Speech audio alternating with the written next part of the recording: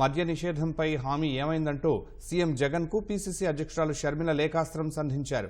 ఒక్కో అంశంపై నవ సందేహాలు పేరుతో ప్రశ్నాస్త్రాలు సంధిస్తున్న షర్మిల నేడు మద్యంపై సీఎంను నిలదీశారు. మద్య నిషేధం పాక్షికంగానైనా అమలవుతుందా అని ఆమె ప్రశ్నించారు. 3 దశల్లో మద్య నిషేధం చేస్తామన్నారని, ఆ తర్వాతే ఓటు అడుగుతానని ఇచ్చిన హామీ ఏమైందని లేఖలు అడిగారు. మద్యం అమ్మకాల్లో 30,000 కోట్ల రూపాయలకు ఆదాయం పెంచుకున్నారని విమర్శించారు. మద్యంపై ఆదాయం ప్రజల రక్తమాంసాలపై వ్యాపారమన్న మీరు చేసిందేంటని నిలదీశారు. కానీ విని ఎరుగని బ్రాండ్లతో ప్రజల ప్రాణాలతో చెలగాటం ఆడుతున్నారని విమర్శించారు. బేవరేజెస్ కార్పొరేషన్ ద్వారా 11,000 కోట్ల రూపాయలు రుణాలు ఎందుకు తీసుకున్నారని ప్రశ్నించారు. డ్రగ్స్ పట్టుబడుతున్న రాష్ట్రాల్లో ఏపీ ప్రథమ స్థానంలో ఎందుకుందో చెప్పాలన్నారు.